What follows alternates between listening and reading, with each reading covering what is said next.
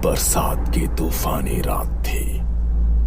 पूरी रात बादल ऐसे गरजे थे कि लगता था जैसे आज नदी पूरे गांव को लील लेगी। उसी बारिश के और तूफान के बीच अचानक भुवन के दरवाजे पर कोई गाड़ी रुकी और फिर दरवाजे पर जोरदार दस्तक होने लगती है। भुवन सकपकाकर दरवाजा खोलता है तो सामने एक शहरी बाबू को खड़े पाता है। भुवन आप ही हैं? हम कोलकाता से आए हैं, एसडीएम हैं, आज ही तबादला हुआ है। सामने खड़े अफसर को देख तकरीबन 57-58 की उम्र के झुर्रीदार चेहरे वाले भुवन बाबू ने हाँ में गर्दन हिलाई और हाथ जोड़कर उन्हें नमस्कार किया। साहब, सरकारी चिट्ठी मिली थी, लेकिन अभी तो बहुत रात हो गई है। बारिश का मौसम है, इस समय जाना शायद सही नहीं होगा। मैं अगर सवेरे चलूं तो? बाहर गाड़ी में परिवार साथ है, अभी इतनी रात में कहाँ जाएंगे हम लोग? आपके लिए सरकारी बंगला तैयार करा दिया है साहब, ठीक समझे तो रात यहीं पे बिताए, नहीं तो जैसा आप कहें। भुवन की बात सुनकर सामने खड़े अफसर के चेहरे पर असहमति के भाव दिखाई देने लगे। ठीक है, मैं आपको बंगला दिखा देता हूँ। इतना कहकर भुवन ने अपना पुराना ऐनक आंखों पर चढ़ाया और छाता लेकर घर से बाहर निकल आए। गाड़ी में बैठो, बाहर बहुत तेज बरसात है। साहब, नदी के रास्ते से जाना होगा। आप ड्राइवर से कहें कि नदी के सहारे आगे बढ़े, दाएं हाथ पर ही बंगला है। मैं गांव के कच्चे रास्ते से आता हूँ, इधर से गाड़ी नहीं पहुंच पाएगी। भुवन की बात सुनकर अफसर ने हैरानी भरी नजरों से उसे देखा और ड्राइवर को गाड़ी आगे बढ़ाने के लिए कह दिया। अजीब आदमी है, इतनी बारिश में पैदल जाने को तैयार है लेकिन गाड़ी में नहीं बैठा। वो बात नहीं है साहब, आप समझते नहीं है। गांव के लोग दिन ढले नदी पोखर नहीं टापते हैं, इसलिए वो रात में आने को मना कर रहे थे। गांव की कहानियां तो जानते होंगे ना आप। खैर छोड़ो, तुम जल्दी गाड़ी चलाओ, थकान से मेरी हालत खराब है। वो देखो भुवन काका। सुगंधा की बात सुनकर सभी चौंक कर नदी के किनारे देखने लगते हैं। सचमुच ऐसा लगता था कि भुवन नदी के किनारे किनारे चल रहा। ये लो, भुवन तो इधर से ही आ रहा है और तुम बोला कि ये लोग नदी पार नहीं करता। अगर इसी रास्ते से आना था तो हमारे साथ क्यों नहीं आया? लेकिन ये पैदल इतना जल्दी इधर कैसे आए?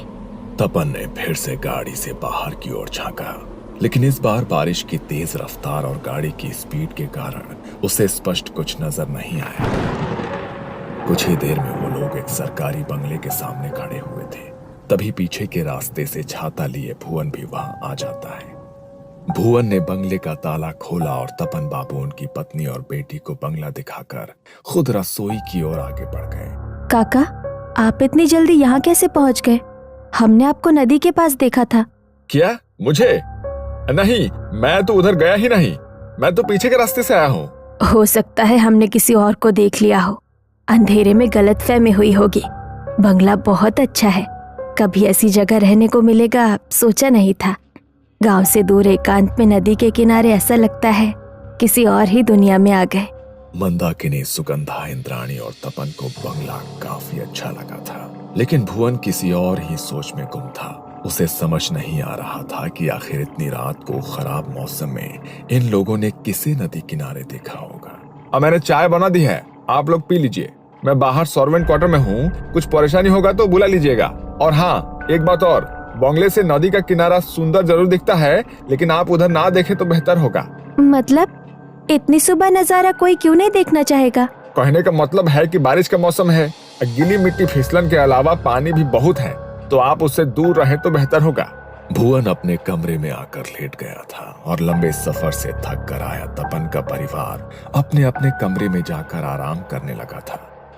सुगंधा के कमरे की खिड़की से नदी का किनारा साफ दिखाई देता था।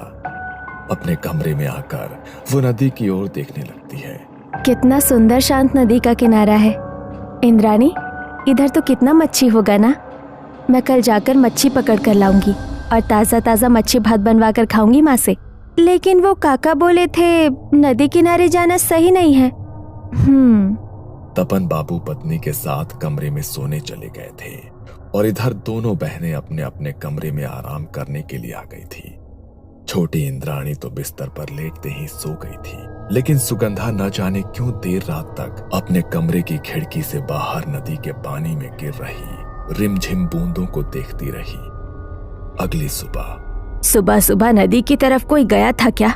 हमारी हवेली के दरवाजे से नदी की तरफ मिट्टी पर पैरों के निशान बने हैं। सुगंधा, इंद्राणी, तुम लोग रात में उधर गई थी क्या? अब परिवार के सभी लोग तो घर में ही हैं। अब फिर इतनी सवेरे नदी पर कौन जाएगा? बच्चे तो अभी सोकर ही उठे हैं। अब कैसी बात करती हो?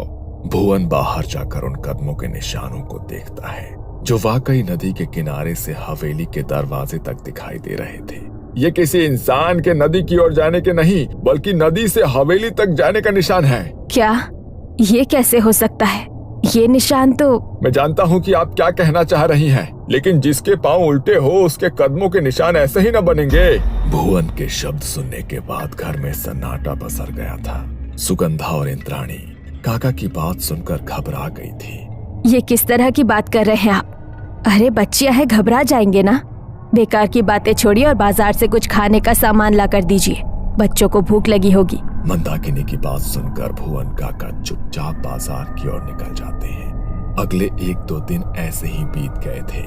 दोनों बहनों ने माँ के साथ मिलकर घर लगभग सेट कर लिया था। सुगंधा, इधर सुन तो जरा। जा बाजार से मछली लेकर आ, आज मच्छी भात बनाएंगे। और कहीं रुक मत जाना, अंधेरा होने से पहले लौट कर आना है। ठीक है माँ, मैं जाती हूँ। 16 साल की सुगंधा घर से निकली तो उसे नदी के किनारे एक लड़की दिखाई दी जो हाथ के इशारे से उसे बुला रही थी। तुम भी यही रहती हो क्या? सुगंधा की बात सुनकर दूसरी लड़की ने रहस्यमयी सी मुस्कान के साथ उसे ऊपर से नीचे तक देखा और हाँ में गर्दन हिला दी। बड़ी बड़ी काजल से सजी आंखें, मोटी चोटी, मनमोहक सा खूबसूरत चेहरा जिस पर से सुगंधा की नजर नहीं हट रही थी। कल मिलोगी, साथ में खेलेंगे। अभी मुझे बाजार जाना है मच्छी लेने, नहीं तो माँ नाराज होगी। की मच्छी? हमें माछ खेते चाहिए, मुझे मच्छी दोगी? अचानक ही सुगंधा के कानों में इंद्राणी की आवाज टकराती है। सुगंधा, ए सुगंधा, उधर क्या कर रही है? जल्दी यहाँ आ, मैं इस लड़की से बात कर रही थी। तुम्हारा नाम की? सुगंधा ने जैसे ही उस लड़की की ओर गर्दन घुमाई तो देखा कि अभी वहां कोई भी नहीं था। सुगंधा को कुछ समझ नहीं आ रहा था कि अचानक वो सुंदर सी लड़की कहाँ चली गई। हैरान होकर वो इंद्राणी के पास आती है। उधर अकेले क्या कर रही थी? माँ ने तुझे बाजार जाने को बोला ना? हाँ, लेकिन मैंने अभी एक लड़की को देखा, वो मुझसे बातें कर रही थी, फिर अचानक पता नहीं कहाँ गायब हो गई। बहुत सुंदर थी, कह रही थी यही रहती है। बातें मत बना, कोई नहीं था वहाँ, अकेले में पता नहीं क्या बड़बड़ा रही थी उधर। अच्छा सुन, माँ ने बोला है आते हुए कुछ मीठा भी लेते आना, और हाँ थोड़ा जल्दी जाओ। सुगंधा जल्दी जल्दी बाजार के लिए निकल गई थी, लेकिन बार बार उसके मन में उसी लड़की का ख्याल आ रहा था। बाजार से मच्छी और रसगुल्ला लेकर लौटने में उसे अंधेरा हो गया था। जैसे ही वो नदी के नजदीक पहुंचती है उसे नदी के पानी में तेज हलचल महसूस होने लगती है। सुगंधा चौंक कर इधर उधर देखती है, आसपास कोई नजर नहीं आता। अचानक उसे तेज सड़न जैसी महक महसूस होती है, जैसे सड़ी हुई मछली किसी ने उसके सामने रख दी हो। सुगंधा ने अपनी चाल तेज कर दी थी, तभी उसे अपने साथ साथ किसी परछाई के चलने का एहसास होता है। सुगंधा चौंक कर पीछे मुड़ती है, लेकिन वहां कोई नजर नहीं आ रहा था। अचानक ही पेड़ से एक डाली टूटकर उसके सामने आकर गिर पड़ती है। तभी सुगंधा के कानों में एक आवाज गूंजती है, आमा के माछ दो। वो आवाज सुनकर सुगंधा के रोंगटे खड़े हो गए थे। उसने हाथ में पकड़ा सामान और तेज जकड़ा और अपनी चाल और भी तेज कर दी। कुछ पलों के बाद गुस्से से भरी हुई आवाज फिर से उसके कानों में सुनाई दी, तुम्हें आमा के माछ देबे ना? डर से उसका दिमाग सुन्न पड़ गया था। सुगंधा को होश ही नहीं था वो कब और कैसे वहां से दौड़कर अपने घर के दरवाजे तक पहुंच गई थी। दरवाजे को जोर जोर से पीटने पर जैसे ही इंद्राणी ने दरवाजा खोला वो वहीं गिर पड़ी। किसी तरह उसे कमरे तक ले जाया गया, जहां उसने अपनी सारी आप बीती सुना दी। ये सब उस भुवन की वजह से हो रहा है, उसने ही डर बैठा दिया है दिमाग में। तुम आराम करो, अब से बाजार मैं जाऊंगी। बेटी की हालत ऐसी देखकर मंदाकिनी काफी परेशान हो गई थी। मच्छी भात बनाने की अब उसकी इच्छा ही नहीं बची थी। देर रात गए मंदाकिनी को रसोई से कुछ आहट सुनाई देने लगी। जब वो रसोई की ओर गई तो वहां का नजारा देख उसके पैरों तले जमीन खिसक गई। सुगंधा के हाथों में कच्ची मछली थी जिसे वो आधा कच्चा ही खा चुकी थी।